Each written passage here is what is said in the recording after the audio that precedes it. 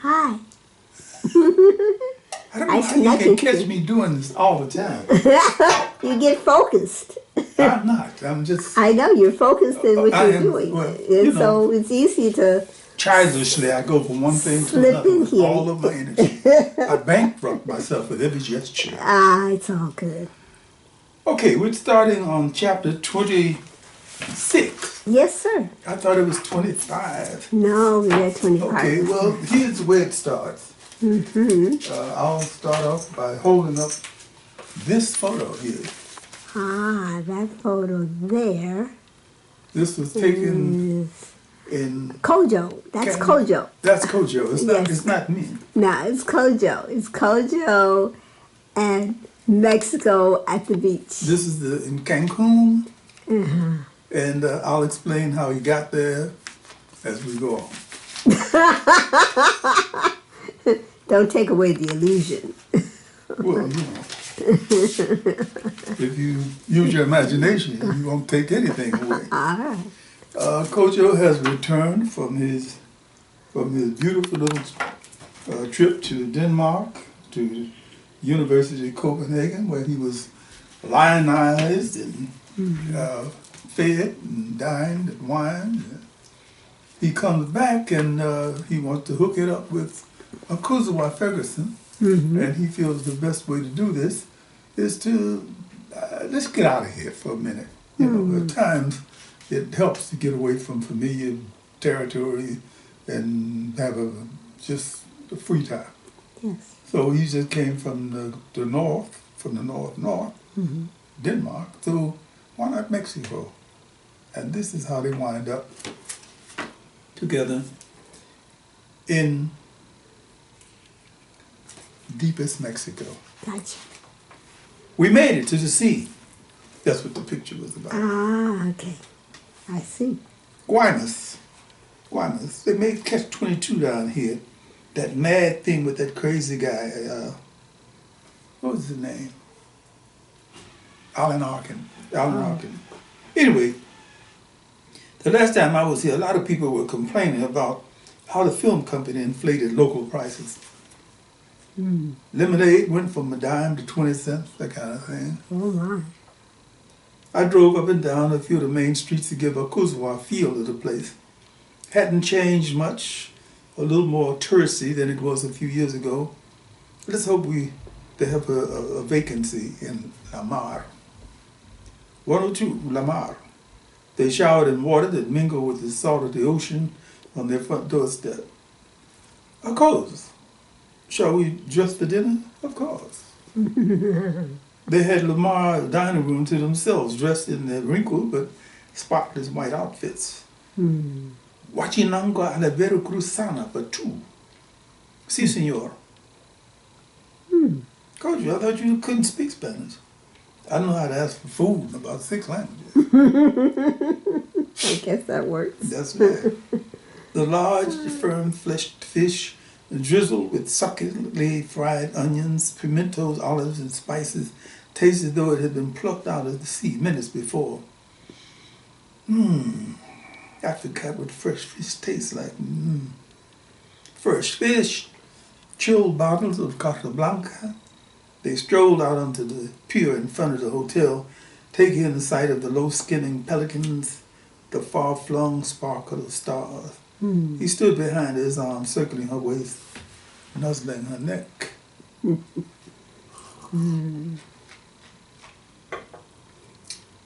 Of course, I love you. You know that? She made a slow, wordless turn, held his face in her hands, and kissed him. There was nothing to say.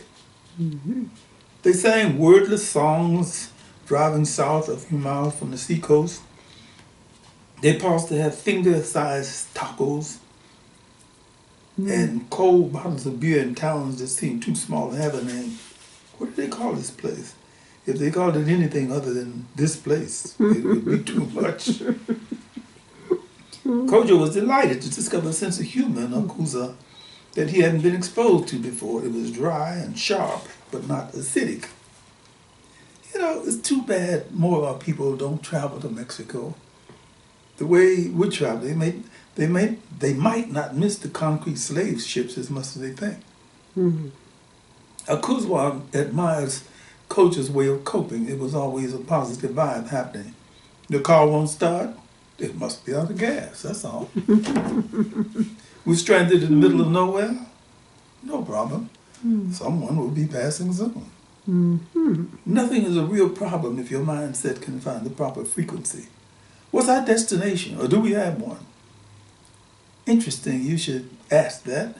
I wanted to surprise you by just coming to a dead stop in the middle of the town of Huatabampo. Sounds like a beautiful place to stop. Huatabampo. Huatabampo. Population a few thousands. Spanish and Toltec spoken. They drove slowly through the town, circling the miniature plaza and the town's police officer, who smiled and waved at them, and then exited the town to rent a room in the Huatabampo Hotel. It was mid-morning when they arrived, and there was no sign of a desk clerk or anyone who could register them. Kojo signed the register, decided they should occupy suite number 6 and settle in. Mm-hmm. Eventually, someone would show up to collect our money. Count on it. They unloaded the car and settled into a sparsely furnished but neat little room. The Gulf of Mexico, 100 yards to their direct front. Huatabampo. The beach at Huatabampo curved gently for 2 miles. The water was warm as blood and filled with shrimp, porpoises, Portuguese men of war, large and small stingrays, and thousands of other types of sea animals. Kojo and Akosua sat in the shadows, gazing out onto a horizon that was so blue it looked like a painting. Akos, I want you to help me put a script together. That's why we're here. It was the beginning of a creative surge. They both felt it. I don't want this to interfere with your work. It will, but don't let that bother you. I think the dividends will be worth it. Okay, here's what I have in mind. They studied the curving beach, tossing thoughts back and forth. I'm calling it a silent film, but it won't be silent in the old-fashioned sense of the word. The tentative title is My Grandfather's Eyes. I like that. I haven't worked the complete story out of my head yet, but I know what the elements are. I want African-American satire. The stuff we hear in some of the old blues singers, the serious realism, history, edutainment. A cross-section look at what we're about. I want to peel back some layers and take a look at some stuff that hasn't been considered before. When I say it won't be a silent film per se, but I want to use a lot of the elements that we use in a white silent film. You know, subtitles, transitional music, stuff like that. The problem I'm dealing with is what kind of story can I tell that would be strong enough to hold up under these elements? I see your problem. Let me think on it. Camarones, camarones, camarones. The sight and sound of the little man with a huge sack draped across his back startled him. Wow, where did he come from? Hey, this is Mexico. Wherever there's a customer, you'll have someone selling something. They bought a pound of the finger-sized shrimp for $1. The vendor explained that they would go well with cerveza frias. Carl's, he's right. I'm going to run in town for a minute to pick up some beer and a few other items. He wants anything? Sounds like we're going to need some notepads and a few more ballpoints. Be back in a bit. She watched him jog away, feeling suddenly lonely. We haven't been out of each other's sight in days. She strolled, nibbled on a few shrimp, thought about the proposed script. My grandfather's eyes. Yeah, I can get into that. We can take a serious look at perspectives that most American movies ignore. Even now. Whenever there are older African Americans in movies, they're either treated like antiques or off-brand jokes. I can see ways to bring in the African American woman's point of view. He talks about the silent film era and how it missed black men. We weren't even thought about. The beach scene was hypnotic. A school of porpoises behaving like children out of school, leapt from the water, chased each other in turbulent circles, had fun. A distant ship that looked like a Chinese junk edged close enough for her to see that they had huge lights fore and aft. A shrimp boat that used the lamps to attract their catch. She sat at the shoreline thinking, strange, I've known this man for 2 years and a few months, and now, after a few days of driving through Mexico, I have the feeling that I'm meeting him for the first time, for real. She smiled at the idea. Me, the romantic novelist, him, the visionary filmmaker. We ought to be able to stir a few fires around. After an hour and a half of serious thinking and digging her toes into the warm sand, she strolled back to suite number 6 of the Huatabampo Hotel. Mr. and Mrs. Ferdinand Chavez and their 6 step-children of the Chavezes greeted her as she walked into the lobby. Welcome, senora, welcome. We were not here to greet you and your husband. We were attending a birthday party for my sister in town. Please, whatever you need, please call upon us. This is my wife, Ana, my son, Juan, my son, Felipe, my daughter, Carlota, my daughter, Juanita, my son, Jose, and my latest daughter, Carmen. Yes. She liked them. The wife was Mexican woman, shy. The man was macho, proud, and the children resembled black-eyed cherubs. They stared into her mouth as though she had released a stream of gold when she greeted them in Spanish, and all but performed a little dance around her. The gringa speaks our language. Hooray, hooray! And your husband, he also speaks Spanish? Only when necessary. My wife will prepare your dinner this evening. It will be a welcome to you. Kojo returned an hour later, 2 6-packs of beer in hand, looking amused and distracted. Akosua introduced him to the Chavez family. The amenities over, everyone seemed to melt into their own niche. The children went up and down the beach, capturing crabs and doing the simple things children do. Papa Ferdinand dozed away in a hammock, and Mama Chavez quietly began to assemble a collection of seafoods and spices that drifted through suite number 6 like a seductive perfume. The beer was cold and the shrimps were warm and crunchy, a perfect first course. I don't know what the sister's cooking, but I think I'll eat a lot of it. They sprawled on deck chairs in front of the hotel, the sole tenants.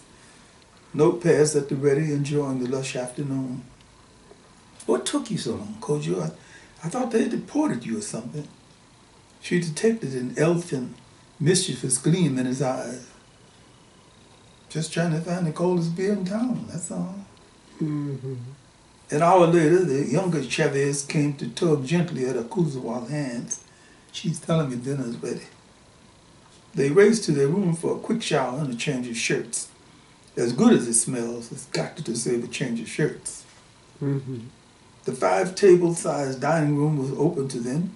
Papa Ferdinand wished them buen provecho on his way to the beach with a long fishing pole. And as soon as they were seated, Mama Chavez marched in with a beautifully formed clay pot steaming with seafood. What is it called, senora? Akosua asked. It is called sopa de Huatabampito. Sopa de Huatabampito. Steak firm cutlets of red snapper, slices of squid, chunks of turtle meat, stewed tomatoes, olives, onions, shrimps, small corn tortillas, and bottles of chilled Bohemia. Kojo, you ever tasted anything this good in your whole life? Only one thing. He deadpanned. The stew was served in soup bowls, and the small tortillas were replaced as soon as the stack was decimated. They swallowed the cold beer, washing down the soup stew, and bit chunks from the tortillas. Mama Chavez glanced from the kitchen from time to time to make certain that they were enjoying her food. She was not disappointed. 30 minutes later, they surrendered to drum-tight stomachs and sat smiling at each other. Of course, tell me how to say that was a hell of a meal. Gracias, señora, un buen provecho. Gracias, señora, un buen provecho. De nada, señor, de nada, señora. The Chavez children cleared their bowls from the table as they waddled out of the dining room. Oh yeah, let's take a little walk. Good idea. The sky at twilight was rainbowing, a collection of purples, blood reds, orange, blues, and umber. They strolled the beach, their arms around each other's waists. I want to get some of this in the first film, especially the first film. This sense of the romantic that we're never given credit for having. It's always thug, sex next with us. You're right. I'd love to see this kind of scene in an African-American film. We'll put it in. Mm-hmm. They passed Senor Fernand Chavez, casting his line far out into the waves. He held up 2 small dolphin-sized fish for them to admire. Un buen provecho! Kojo called out. Papa Chavez smiled. The soft blooming night, the gentle lapping of the Gulf against the shore lured them back to their sanctuary. The lamp in their room was dim but serviceable. How about the ending of the film? How do you see that? I see the ending as a beginning. They were beginning to work out an intellectual shorthand, the result of the imaginative minds in sync. Kojo was going to supply the bulk of the substance, and Akosua was going to add to that as well as create the form. They exchanged ideas and made future plans before falling into dreamless sleeps. Akos, wake up! What? What's wrong? It's almost 9 o'clock. She gave him a curious look and snuggled back under the sheet. What's with my man? Doesn't he know we're on vacation? Kojo went into a different mode. He shook her gently by the shoulder and kissed her on her right ear. Akos, please wake up, baby. I need you to help me with something. Dragon sipped from the river. She responded as he knew she would, sympathetically. What is it, Kojo? Come on, I can tell you on the way to town. A puzzled frown covered her face, watching him go into the shower. What's going on here? She popped into the shower just as he was toweling off, a half-dozen questions on the tip of her tongue. Don't worry, baby, I'll answer all your questions. Just hurry up, please. He had laid her pearl white skirt and pink short-sleeve blouse across the bed. I didn't know what kind of color panties you were planning to wear today. He cut her puzzled frown in half with a seriously probing kiss and whispered, please hurry, we don't want to be late. The sea breeze and inland sea wind splashing in her face pushed her into a fully awake state. Kojo was driving a bit faster than usual, focusing on a distant thought. He wants me to help him do something? Oh, something he's come across in Spanish. But what's the rush? Mm-hmm. He slipped into a parking space in front of the most imposing building in town, the City Hall. What? Come on, we're on time. He held her hand tightly as they raced up the 5 steps into the City Hall. He seemed to relax once they were inside the building. Where to now? He pointed at the door at the end of the corridor, the mayor's office. She could see the outlines of a number of people through the opaque glass as she approached the door, Kojo's hand gripping hers. He opened the door, and an animated group of people burst into smiles and applause. Kojo, Akosua spoke in a small voice. What is this? He held both of her hands and stared in her eyes. If you consent to be my wife this morning, the mayor's going to say the words. These gentlemen are going to mariachi us, and we're going to the Floridita Cafe down the street and have a wedding breakfast with champagne. Akosua burst into tears. Does that mean yes? Yes. The word was said in Spanish, Akosua translating tearfully. The mariachis crooning soulfully in the background. With this ring, I thee wed. Akosua stared at the beautifully designed double-tiered gold band he placed on her finger and the one he gave her to put on his finger. I always thought it should go both ways, he whispered. After the final words, the kiss, a discreet distribution of pesos to the mayor and the mariachis, they floated out of the office with a license that certified that they were husband and wife.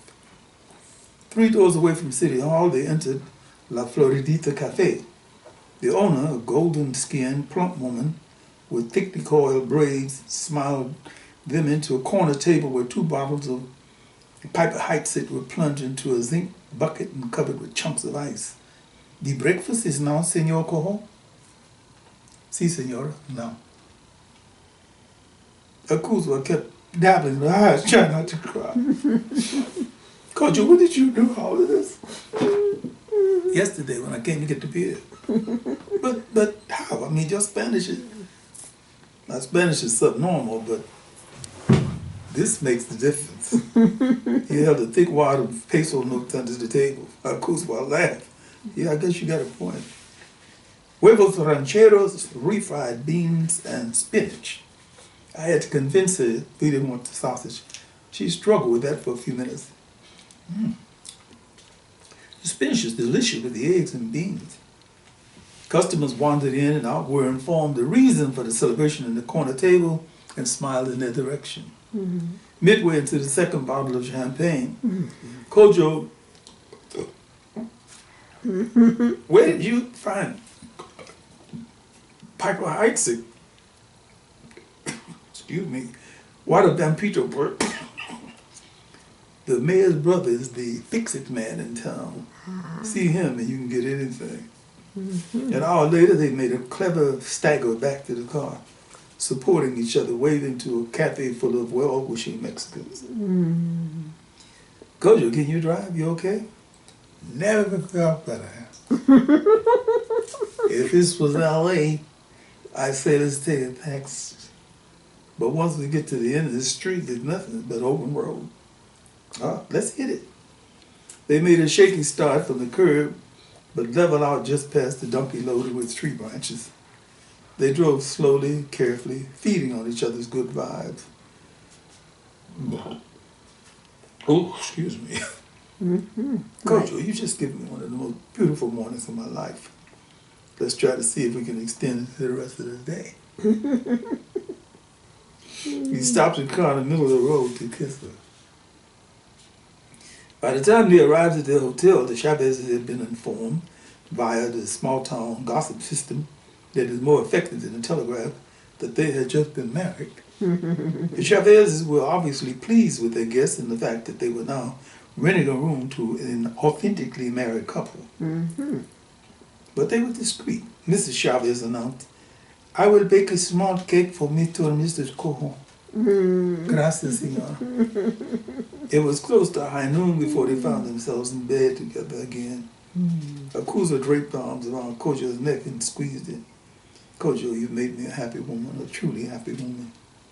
They made a carefree, champagne-soaked love and settled into a world of dreams. The film was lushly photographed, the characters memorable, the music haunting. Courtesans of Bombay out of the Merchant House of Indian movies. And the other one that the Frenchman made before he was snared by Jane Fonda, the thing about the Katikali dances. Something about the superior Indian film, maybe it's the music. Kojo felt himself drifting off on waves of sound, the sitar, the sarod, the shanai. The sixth sense that sometimes warns us of danger, that someone is staring at you in your sleep, woke him up. He opened his eyes to see Akosua staring at him with amused, glinted eyes. Quick, tell me what that dream was about. He laughed and scooped her up in his arms. I was thinking about you, baby. I was dreaming about you. Good husband. Always dreaming about you. Oh, good husband. When I go to dream, when Hey, you the dream. There you go. It was dawn, and they had made the decision the night before to begin their day with a walk on the beach prior to beginning to drive back to Los Angeles. Of course, I see the first film as a collage almost, which is one of the reasons why I wanted to be relatively silent. I've always been impressed by how well the Japanese, especially, use that silence in their movies. The collage will give us a chance to weave in a number of themes. You ever listen to Indian music? I have with you. Well, okay, think about the big sound you hear coming from the sitar. And then those sympathetic sounds, the sounds that shimmer. Yes, exactly. Shimmering sound is a damn good description. I see the film, I see grandfather's eyes in that way. Sometimes I think the dialogue is overused in American films simply because some people need to hear noise. For example, if we were shooting a scene, I would only want to hear natural sounds. I'd like you to keep that in mind when you start writing. In some ways, it'll make our job harder because of the economy of word usage will entail greater need for selectivity. He hugged it to his chest. I couldn't have said it any better. They strolled, pausing to call to watch porpoises at play, to pick up interesting stones, to envelop each other with wordless hugs. Stroll. Of course, just think. This time, yesterday morning, I was Kojo Brown, friend, lover, single guy. And today I am Kojo Brown, husband. I feel proud.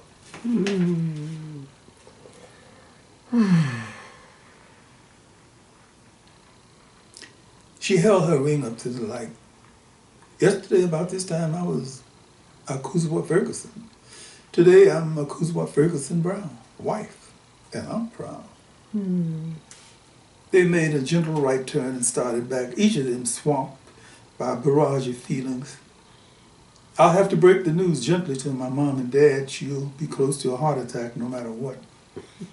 I'll have to figure out a way to prevent my mom and dad from giving us a big celebration.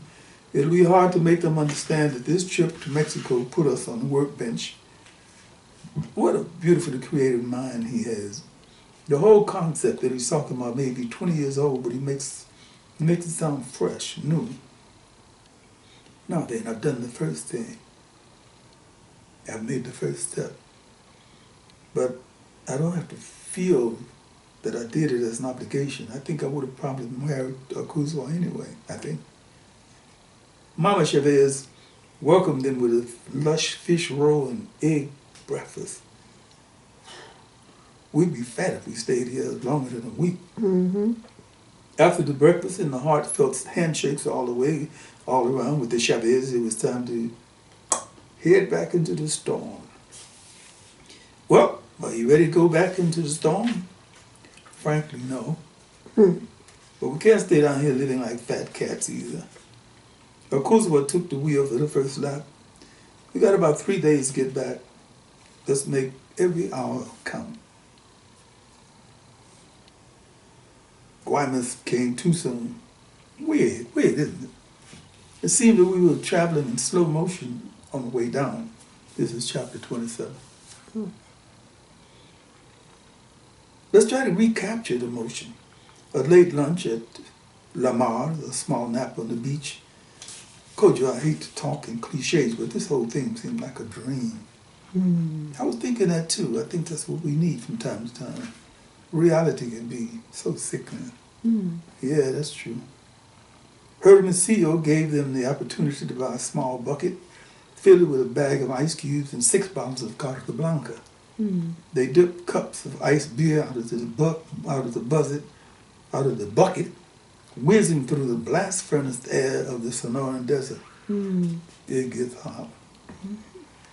Well, we're back to the serious part of the heat again. The glare of the sun and the dry heat kept them in a state of thirst. They stopped for more ice and beer.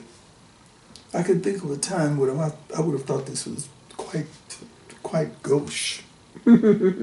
My, Mrs. Ferguson Brown. What language? Gauche. It was too hard to laugh. They simply smiled. Yes, gauche. A perfectly legitimate way to say in French, wrong. I can think of a time when I would have thought it was wrong to be drinking an excellent beer with ice in it. Just goes to show you how relative things are. 10 minutes down the road, in a gleaming sandy place, speckled with hard scrub desert vegetation, Kojo gently tapped Akosua on the shoulder. Please pull over. The ice beard wants out.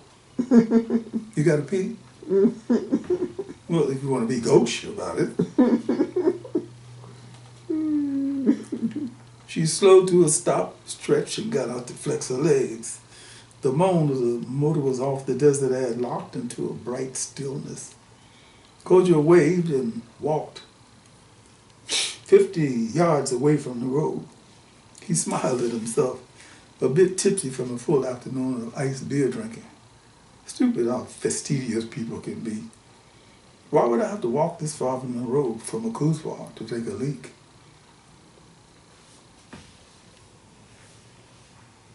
The figure sitting on the low-growing cactus looked like a strange animal. The figure grew to full size as he walked closer. I see harmful. Kojo stood in place, absently urinating as they stared at each other. The urination finished, he zipped his pants. The man's strangely unaccented English immediately took him back to the rainforest. Good, Kojo, good. You have done exactly what you agreed to do. And she is a lovely girl. Kojo nodded numbly. It didn't seem possible that this half-naked man from Africa could be sitting in the middle of the desert talking to him. No. I'm hallucinating. He rubbed his eyes carefully, trying to blot out the figure in front of him, and when he removed his hands, the figure was gone. Yeah, just what I thought, too much heat and beer. He turned with a smile on his face to find Asiafu lean against the cactus plant. The marriage was done within the proper time. Good. Things will go well from this point. But you must remember to feed the stranger who will come. Kojo's mouth was dry. His tongue felt heavy, thick, and he was feeling the beginning of a headache. Feed a stranger. How will I know? Don't worry, Kojo. You will know the stranger when it comes. It will come 4 times within a year, and it must be fed. If things are to continue to go well for you. Do you understand, Kojo? The stranger must be fed to continue to have things go smoothly. Kojo nodded, feeling suddenly drained of energy. Do you understand, Kojo? The stranger must be fed. Yeah, I understand. And Asiafu was gone. Kojo stood in place for a few minutes, his sight fixed on the place where the man had stood a moment before. He was here, and now he's gone. He bent over to look at the naked footprints in the sand. He was here.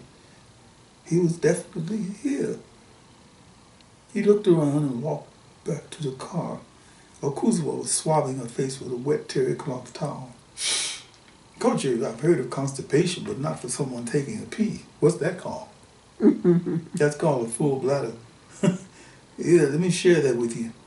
He got behind the wheel, joking with Akosua, pretending a humor he didn't really feel. He looked up into the rearview mirror as they pulled away to see Asiafu standing in the middle of the road, offering him a military salute. Oh gosh. No.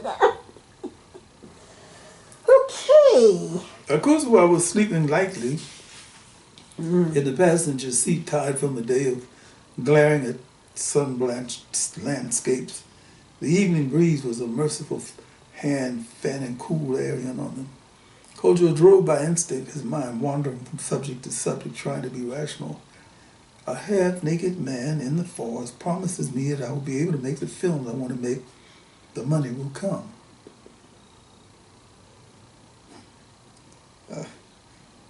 Why did he do it? He says he's doing it because I asked him for help, and he has the power. And I get on my horse and charge into the sunset, primed by the promise.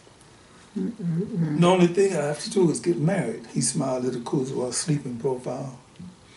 And feed a stranger 4 times a year. 4 times a year for how long? Yeah, but there are differences it make. If I feed a stranger 4 times a year for 4 years, that would only be 16 meals. Asiafo does have supernatural powers, no doubt about that. Anybody who can disappear, who can trip from continent to continent, must have some kind of superpower. He felt the urge to wake Akosua up, my lawful wedded wife, and talk with her about the whole thing, but censored the urge. This is between me and my patron. My patron, yes. I guess that's the best description I could use. Carlos Suarez's blood wedding and Carmen swept through his viewfinder. Films within films. I have a lot to do before the 3rd Sunday in September. When the brothers and sisters come to this meeting, I want to lay something on them that will be so heavy that they want to stick with me until the bitter end. Too bad I can't invite Asiafo to the meeting. Blood wedding, Carmen, Spain's gypsy passion. What happens when people want to find out if blood is truly thicker than water? What makes me think of stuff like this? A lot of subliminal stuff. That's what it is. That's what my subconscious is saying to me. Daydream. The scattered lights ahead indicated a town, a village, or a city was ahead of them. Akosua yawned herself awake, feeling the car slow down. You want me to drive for a while? No, I'm cool. You seem to be in the middle of a small town here. You want to get a bite to eat? That doesn't sound like a bad idea. It was a restaurant called Panama, open on 4 sides with a thatched roof. They were welcomed with smiles and smudged fly-specked menus. Think carefully. What could we have in here that we could eat that wouldn't give us a case of the heebie-jeebies? Well, the beer is pasteurized and the soup is boiled. Let's have soup, beer, and tortillas. Excellent idea. They ordered and sat back to watch the evening scene in a small Mexican town. You know, Mexico reminds me of Ghana in a lot of ways. It has that same timeless quality about it. You get the impression that people here have been doing the same thing for ages. The restaurant faced the plaza, one of those affairs with dry fountain in the center, where the flirtatious young people stroll, the men clockwise, the women counterclockwise. Kojo and Akosua sipped their beers, spooned in their soup. Albondigas, delicious. It made casual matchups between the perambulating couples. Look at that, look at that. The skinny guy winking at that fat girl. Does he really know what he's getting into? He'll soon find out, won't he? A half hour later, a collection of mariachi wandered onto the set. Whoa, this is the real thing. Soup finished. They sprawled in place, sipping Moctezuma and nodding in time to the romantic, drenched strings and voices of the mariachis. Kojo, Akosua whispered in his ear, "Let's spend the night here." I was just about to whisper the same thing to you. The Hotel California, 2 avenues east of the Panama, offered them a shabby but clean second-floor room with a shower that sprinkled drips of water. Hotel California. There's irony in here somewhere, or maybe sarcasm. A drippy shower, clean sheets, pillow talk. Kojo, we haven't talked about a lot of things. Let's talk.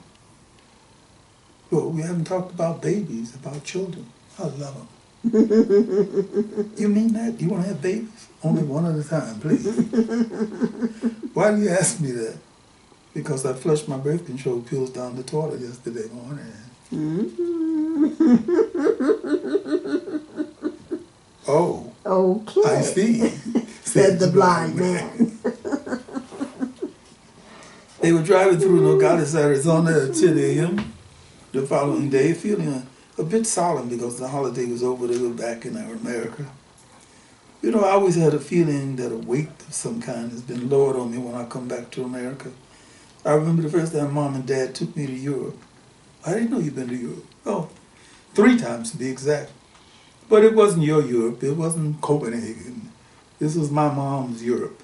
Luxembourg, Paris, Belgium, Amsterdam, Holland, and London, England, and back home in 9 days. Oh, one of those, if it's Friday, we must be in Brussels kind of thing. Exactly that. I was 16 the first time we went, and my mother's rationale for taking me was to experience the civilized Western culture. Their mom is kind of big on the Eurocentric, huh? You've met her. Don't worry. She'll be all right. You'll see. They put a working schedule together driving through Arizona. We may not have a final draft on tap when we have our meeting, but it'll impress them if we have something at hand. You know how skeptical the Hollywood crowd can be. They put a living pattern together at the same time. Well, the obvious move is my place. I have the house. It makes sense, but let me suggest this. Why don't we phase me out of my apartment over the course of the next 3 months? My lease has 6 months to go, but I'm sure my landlord will allow me to break it.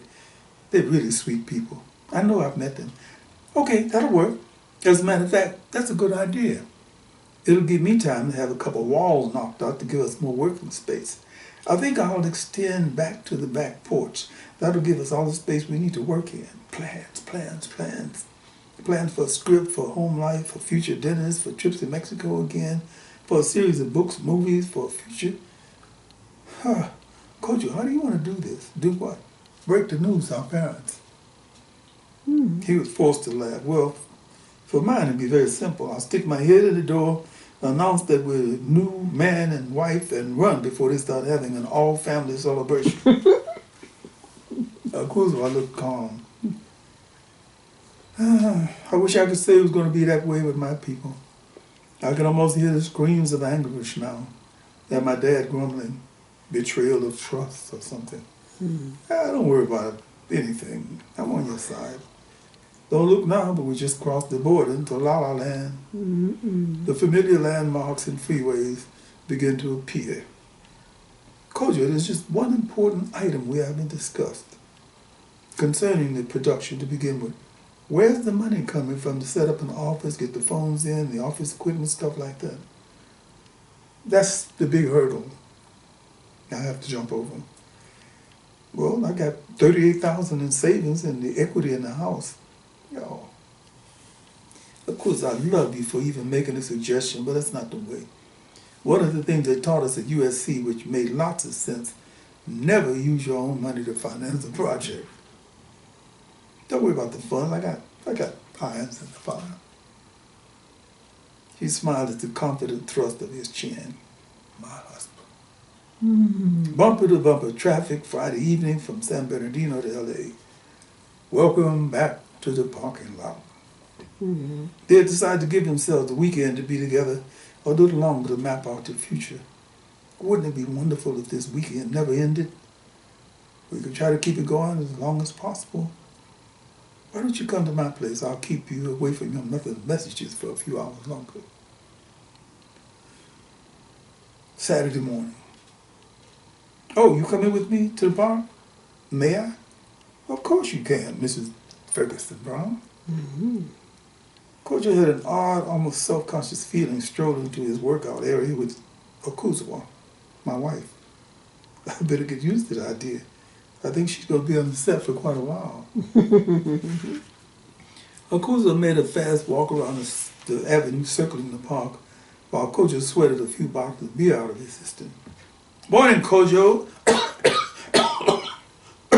Nice looking lady I saw you with. Yeah, I'll talk to you about it tomorrow after my workout. You promise?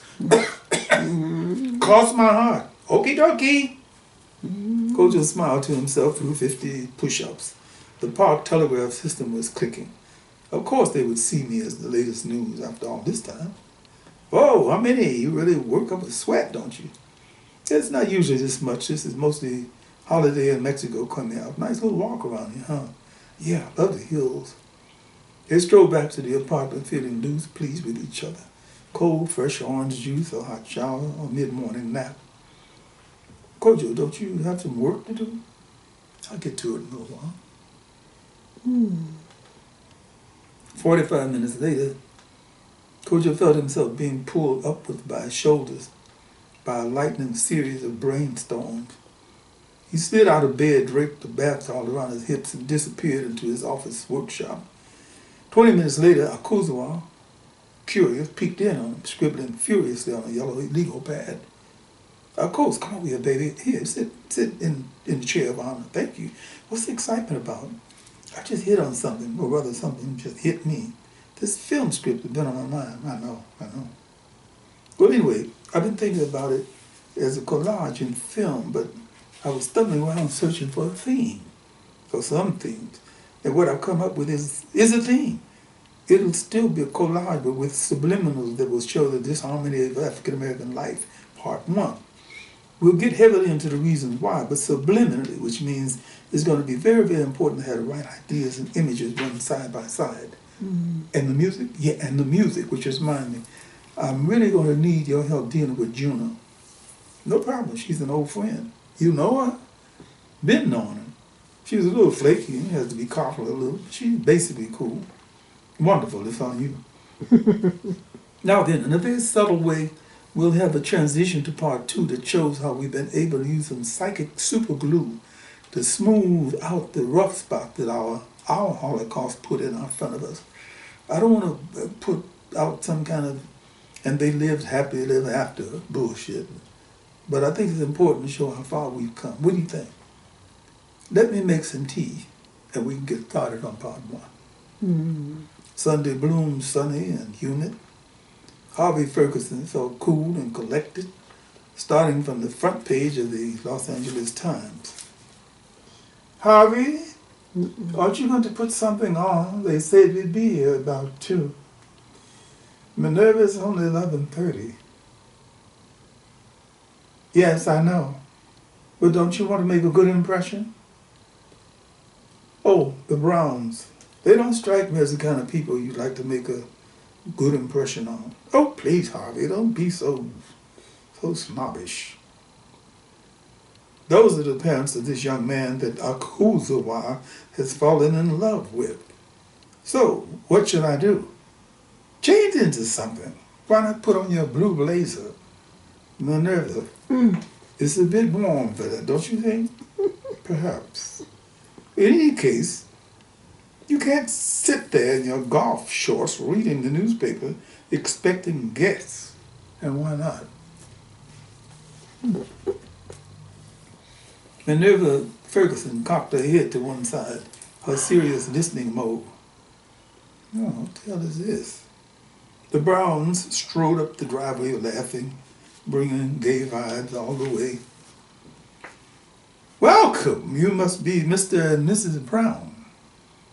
Kofi and Njingo Brown looked at each other with mock surprise. We must be. They chorused and then introduced themselves. Kofi Brown and Njingo Brown. I'm Minerva. This is my husband, Harvey. They stood looking at each other awkwardly for a moment before shaking hands. Please, have a seat. Would you care for something? Tea, fruit, juice, beer? Fruit juice sounds fine. Dolores! They sat on the veranda, the Ferguson looking uncomfortable, the Browns looking amused.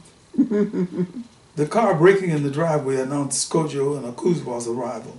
Aha! The lovebirds are here. They rushed onto the veranda, kissing and hugging their parents. Sorry, we're late, guys. No big thing. Fruit juice?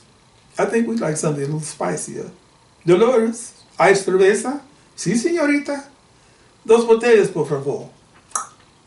Mrs. Ferguson spotted the gold band on Akosua's ring finger, took a deep breath and leaned back in her chair.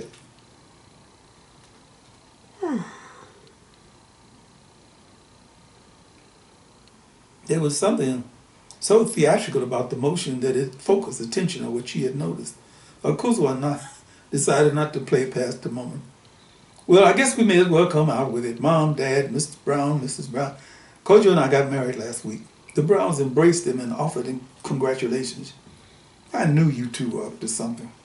Minerva and Harvey Ferguson stared at each other, trying to figure out what to say and who should say it.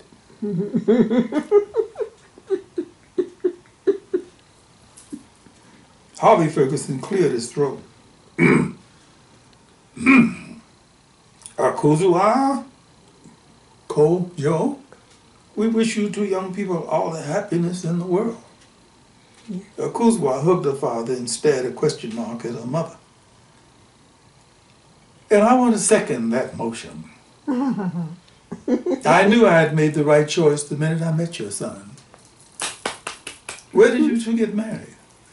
In Mexico, in a little town called Huatabampo. Sounds so romantic. This calls for a celebration of some sort. Dolores, por favor, bring the 2 bottles of champagne there. They're in the bottom of the fridge. Si, senor.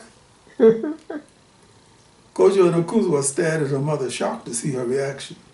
So, now we're all one big happy family. Mm. When do we get our first grandchild?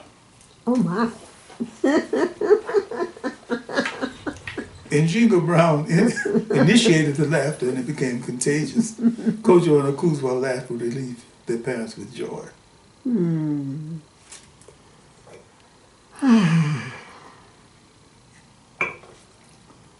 So what have you got? About 500 pages of script in my head and about 10 pages written. How about you? Well, I'm a little bit beyond that, but only slightly. What's your biggest problem? Juxtapositions. How do you put the right images next to the right images without using a narrator or some kind of traditional transitional device? It's rough. Are you telling me? Is it wearing you out? It's challenging me to the max. How's the housework going? Right now it's a mess, but the contractor promised me they'll be finished by the 2nd week of October. I can't wait. Me too, Kojo. Do you miss me?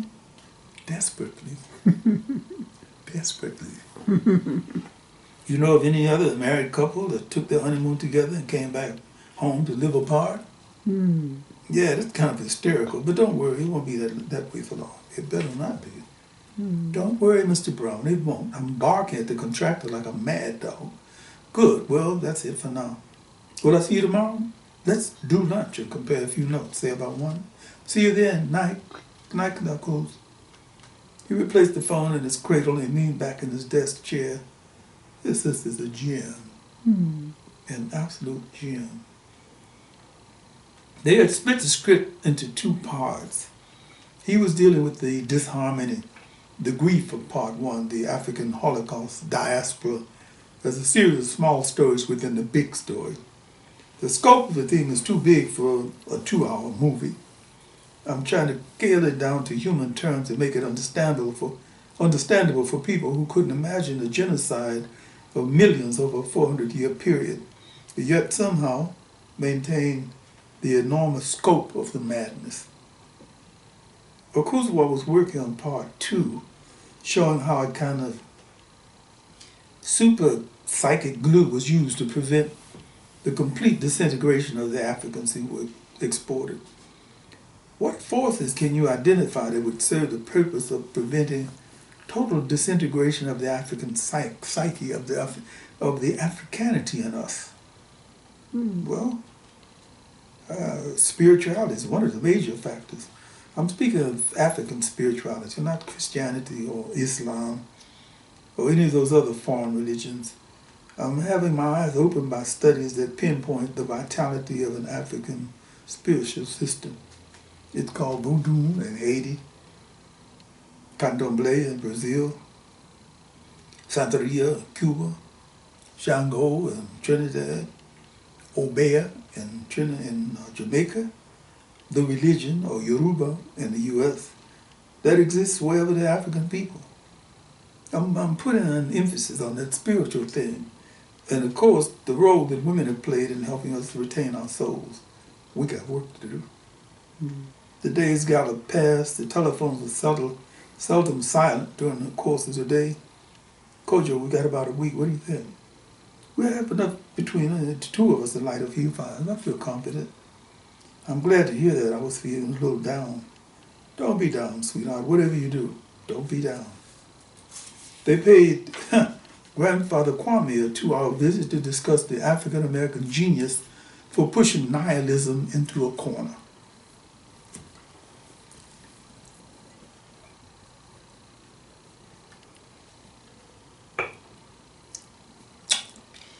Now, don't get me wrong, you two.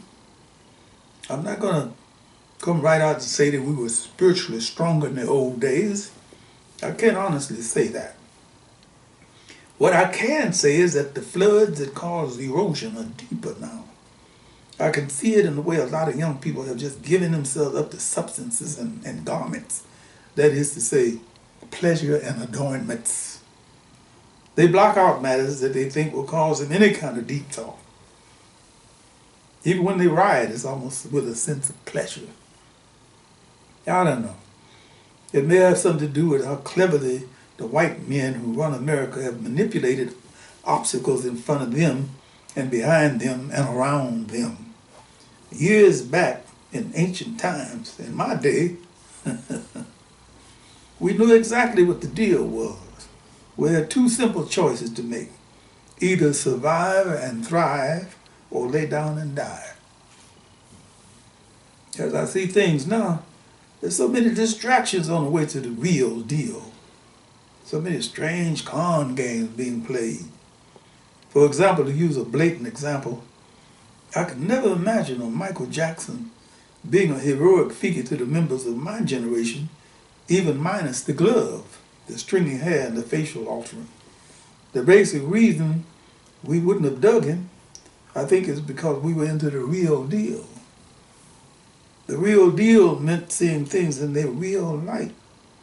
This is during the time of Mahalia Jackson, Muddy Waters, Charlie Parker, Billie Holiday, Little Esther, Dinah Washington, Marcus Garvey, Little Willie John. I mixed the pot up on y'all, but I think you get the idea of what I'm talking about. The distinction between something authentic and something cosmetic is the difference between a woman's face and a woman's face made up. Ooh, granddad. But it's true, Kojo, it's true. A lot of men like to pretend that they like the cosmetic woman, but they really yearn for the authentic woman. I'm using that analogy in relation to what we're talking about. Early in the game, we were exposed to the raw face of reality. In the South especially, but in the North too. There was no makeup on the face, which meant that we knew what we were looking at straight up. The pity of the situation is in the disguises. What may seem to be a black nationalism may actually be a program note from the CIA. What may seem to be a closer connection to African values may be simply a backward look at the 15th century and so on. Now, am I going too fast? Akosua and Kojo blinked, their eyes glazed by the old man's reasoning. You're here to talk with an old man about what he sees, what he has seen on the black side, and I'm giving it to you straight up. We were not as confused and messed around early in the game. I think it would have been pretty hard to think of yourself as an upper-class slave or lower-class slave. I love Malcolm X. I agree with so much that the boy fought for, but I never felt comfortable with his house niggas and field niggas thing. Surely there must have been house niggas in the field and field niggas in the house. Common sense would tell us that.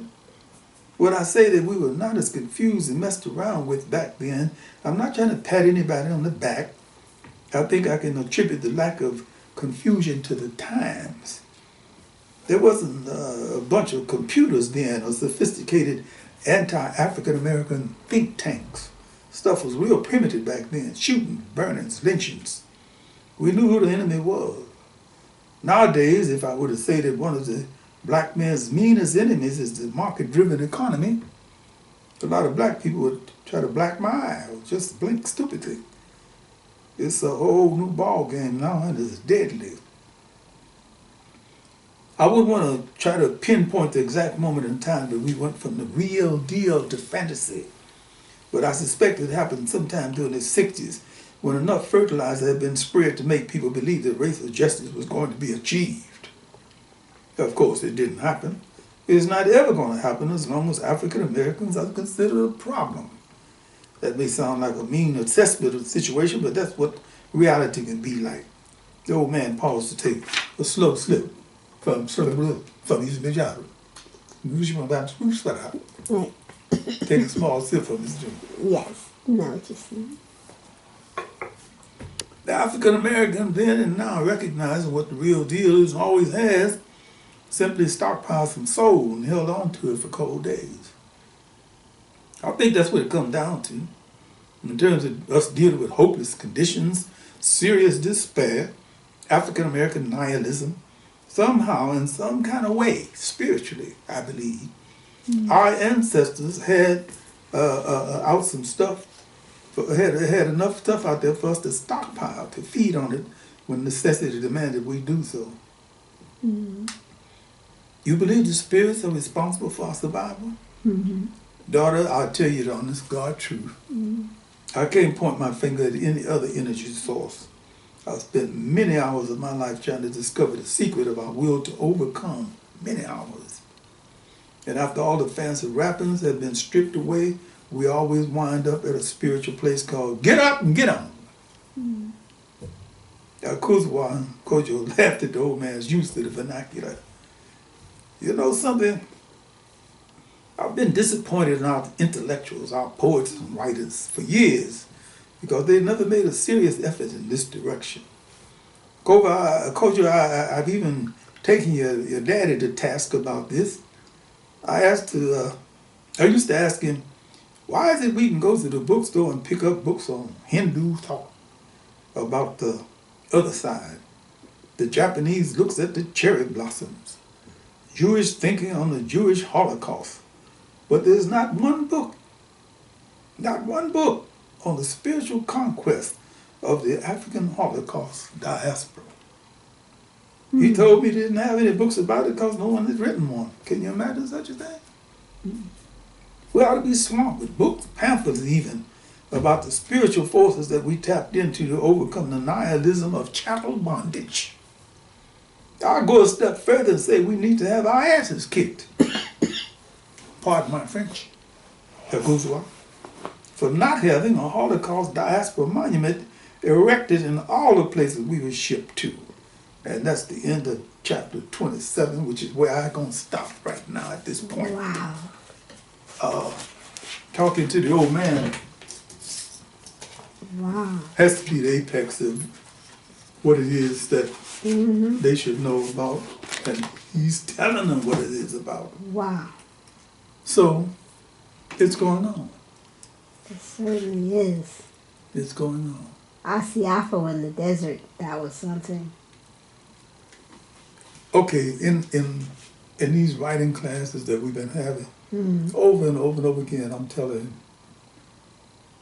I'm not going to mention about his name. No. I'm telling somebody, salted, like a little spice here, and let it grow, rather than have a big figure, blow up in front of you. Season it as you go along so that, it grows bigger and bigger. And so far, he comes in at the right time. I was thinking, what could be more interesting than to see a man from the jungle in the desert? Unexpectedly. Appearance. Amazing. I would think almost take the pee right out of your body. But at the same time, it still leaves you open to the possibility of the idea that maybe he is hallucinating. Now, if you have a footprint in the sand. You would still be hallucinating. I'm thinking about the guy who was lost somewhere or something. And he comes across a pile of, he thinks it's a bear scat. And he says, oh my God, he's been lost in the woods now for 2 days. And he does the kind of thing that people do. He circles and comes across this thing again and so- realizes he did it. Right, yes, indeed, definitely. Okay, but So that's where we are. whew, thank you. I like the way they got married. I think that's Yes, so yes, nice. It's romantic. It may be illegal because they got married in a little. I'm sure they worked that out. It's legal. It's legal. Okay. But just to be safe, they're gonna have another ceremony at some point. I'm sure. You wouldn't want to get married. You know what? I called an office in Tijuana to see if I could get a copy of a divorce decree that a lady I know. And the first thing I got lucky is, do you speak English? I believe English. Oh yes. I'm calling up to get a what is the number? I gave it a number. She said, okay. Well, you send us $300 and I will send you to me. I said, well, I didn't give you the person's name. Oh, no problem. We'll get you the paperwork. We'll send you something. Right, give us the name and put it on the papers. Don't worry. Well, moving along. Thank you very much for the reading of chapter 26 and 27 of The Snake 22. Of The Snake 2020. I'm sorry, Snake 2020. Oh, You're what? gonna be like me, Snake 22. Okay, Snake 2020. And there we go. We got it right there. Thank you very much. And yes, and the picture in the back that I took, though Salena-Hawkins took the picture of Odie Hawkins. Okay. And, wow, we've come quite a ways, haven't we, Mr. Yes, Hawkins? we have. All right. Well, the book can be purchased at Author House, Amazon, Barnes & Noble, or your local bookstore. Just go in and say, I want The Snake 2020. And Right now. right now, yes. And your website is www.odiehawkins.com. You're also on the author's page on Amazon. If you've enjoyed these moments in time with Odie Hawkins and Salena-Hawkins, please subscribe to our channel. And we will see you again tomorrow. Mañana. Mañana.